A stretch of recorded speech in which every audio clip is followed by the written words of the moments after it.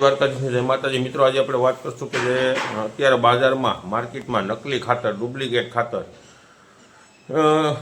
એવા ખાતર આવે છે કે જે અત્યારે હવે શિયાળો પિત્ત આપણે વાવેતર કરવાના છે. બજારમાં આપણે ધારો કે ડીએપી કે એનપી કે 1232 હોલ કે 20-20 એવા ખાતર નહીં જડે ને એટલે આપણે પ્રાઇવેટ કંપનીના ખાતર લેવા જાઉં.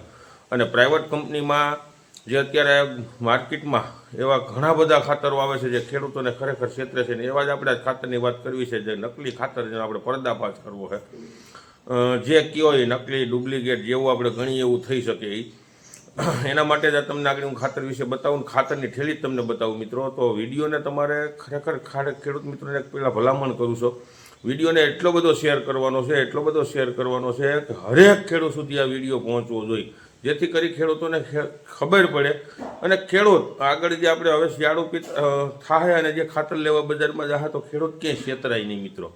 અને ખરેખર આ વસ્તુ હોવી જોઈએ, કેમ કે તમારે જાગવાનો સમય છે, હવે જ ખેડૂતો જાગો.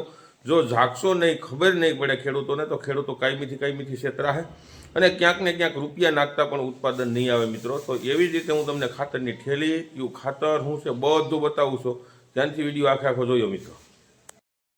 જો મિત્રો, આ ખાતર છે મિત્રો, કૃષિ કેન NPK 12-32 અને 12-32 એટલે કે નાઇટ્રોજન 12%, ફોસ્ફરસ 32% અને વોટર સોલ્યુબલ આપણે પોટાશ 6%.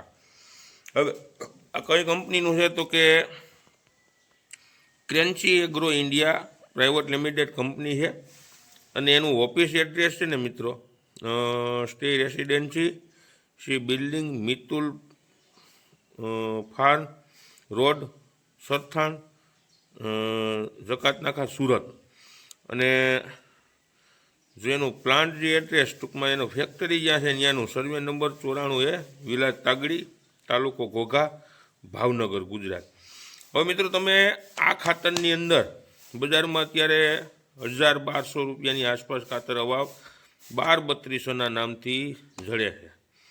હવે જો તમે આની અંદર ક્યાંય કોઈ ગવર્મેન્ટ કાંઈ લખેલું નથી સબસિડી વાઇઝ.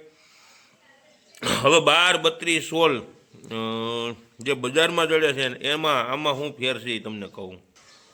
આમાં તમે જોઈ લો, ક્યાંય કંપનીનું બીજું ક્યાંય કોઈ મેન્યુફેક્ચર એડ્રેસ ટૂંકમાં દાખલા તરીકે છે એવું લખેલું, બાકી બીજું કાંઈ કોઈ વસ્તુ લખેલ નથી. પછી MRP એક ખાલી બેસ્ટ નંબર ક્યાંય કોઈ વસ્તુ લખેલ નથી.